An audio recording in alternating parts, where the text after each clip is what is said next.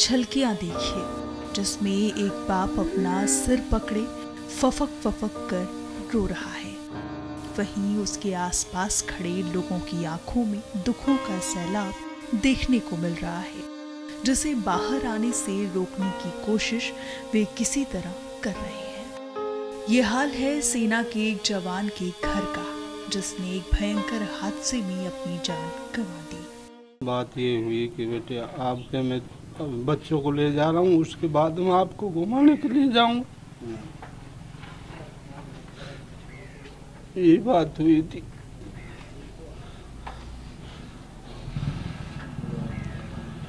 तो परिवार में कुछ और बातें होती थी जब घर पे आता था, किस तरीके की आपकी बातें होती थी? अब यही बातें होती थी, अब ये काम कराऊंगा, अब ये कराऊंगा, गाड़ी लेऊंगा, उसके बाद में इसमें टाइल लगवा दूंगा मकान में सब, और आपको कोई परेशानी नहीं होगी, सब आप बैठे रहना, कुछ मत करना, आपको कोई दिक्कत नहीं किसी बात की। आपको बता दें कि लद्दाख के लेह में शनिवार को एक बड़ा हादसा हो गया। सेना का एक वाहन सड़क से फिसलकर एक गहरी खाई में जा गिरा, जिसमें 9 सैनिकों की जान चली गई। केवल एक सैनिक की ही जान बच पाई। इस पर कई रक्षा विशेषज्ञों ने बात की है, जानिए उनका क्या कहना है। परम पिता परमेश्वर से प्रार्थना करता हूँ कि उनकी आत्मा को शांति दे। दूसरी बात, ये बहुत दुखद घटना है। देखिए, ये खाली राष्ट्र के मतलब आर्मी को ही झटका नहीं लगता है, ये पूरे परिवार को इस परिस्थिति का सामना करना पड़ता है, पूरा परिवार सफ़र करता है। अब सवाल पैदा होता है कि ये एक्सीडेंट हुआ कैसे, ये दुर्घटना हुई कैसे। कोर्ट ऑफ इंक्वायरी तो फाइनलाइज्ड अपना फाइंडिंग्स देगी, बताएगी कि क्या कारण हुआ, किसके वजह से, एग्जैक्ट कारण क्या था, वो तो कोर्ट ऑफ इंक्वायरी करेगी। लेकिन हम लोग यहाँ बैठ के अनुमान लगा सकते हैं। और लेह में मैंने नौकरी किया है, क्यारी में बहुत बार मैं जाता रहा था, मैं चंगला पास भी गया, तो ये एरिया मुझे ज्ञात है, इस एरिया के बारे में पूरी तरह से। तो बहुत ही कठिन टेरेन है, रोड का शार्प टर्न्स है, शार्प टर्न्स में तो एक्सीडेंट का कारण मेरे अनुसार लगता है क्या क्या संभावना है। पहला, क्या ये ड्राइवर का एरर है, क्या ये ब्रेक फेलियर है, क्या गाड़ी स्किड की है, क्या गाड़ी दूसरे गाड़ी को या सिविलियंस को जो आ रहा होगा बहुत तेज़ रफ्तार से, उसको बचाने के लिए स्टीयरिंग घुमाई और वो गड्ढे में चली गई। तो ये सब संभावना हो सकता है। साबोटाज का भी लोग कह सकते हैं एंगल, बट मुझे नहीं लगता है कि इस एक्सीडेंट में साबोटाज का हाथ है। लेकिन कोर्ट ऑफ इंक्वायरी तो इस बिंदु पे भी चिंतन करेगी। तो ओवरऑल ये कहा जाए कि ये बहुत दुखद घटना है, और हमको अपना SOP, स्टैंडिंग ऑपरेटिंग प्रोसीजर, इस तरह से बनाना है कि कम से कम एक्सीडेंट हो। 100% तो एक्सीडेंट अवॉइड नहीं कर सकते आप। ये एक दुखद घटना है जिसे हमें बहुत ही दुख होता है, क्योंकि जो देश की जो ट्रेंड मैन पावर है ये इस प्रकार से चली गई और देश का नुकसान हुआ।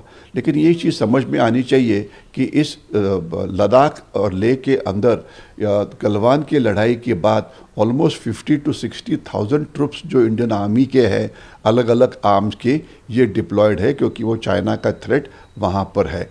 और इनकी डेली रेगुलर मूवमेंट चलती है, कोई छुट्टी जा रहा है, कोई टेम्परेरी ड्यूटी जा रहा है, कोई पेट्रोलिंग के लिए जा रहा है, कोई फायरिंग के लिए जा रहा है, एक्सरसाइज के लिए जा रहा है, यानी मूवमेंट ये करनी ही पड़ती है।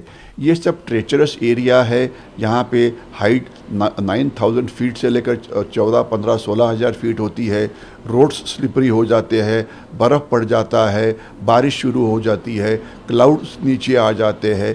तो इससे जो ड्राइवर है उसको गाड़ी चलाने में दिक्कत आ सकती है। तो जब तक सवाल है कि ये इंसिडेंट्स क्यों हुआ, इसकी कोर्ट ऑफ इंक्वायरी तो हमेशा होगी ही। कोई कारण, जो नए कारण है, इसका पता लगाया जाएगा। जो मूवमेंट के जो आजकल के रूल्स है, जिसे हम SOP बोल सकते हैं, स्टैंडर्ड ऑपरेटिंग प्रोसीजर बोल सकते हैं, वो रिव्यू की जाएगी कि जल्दी से जल्दी होना चाहिए, और कोई गलती हो गई है तो इसे जरूर दुरुस्त करना चाहिए। सबसे बड़ी बात ये है, ये बताने की कोशिश करेंगे कि ये बड़ा टेक्निकल मामला हो जाता है जब आप इसको ऑपरेशनलाइज करते हैं। देखिए, ये बड़ी व्हीकल होती हैं, आर्टिलरी टो व्हीकल है, उसके अंदर 10 जवान हैं जो कि फाइटिंग क्रू होते हैं, उनकी ट्रेनिंग में सालों लगते हैं। ये 6-6 महीने की ट्रेनिंग नहीं होती, ये सालों लगते हैं।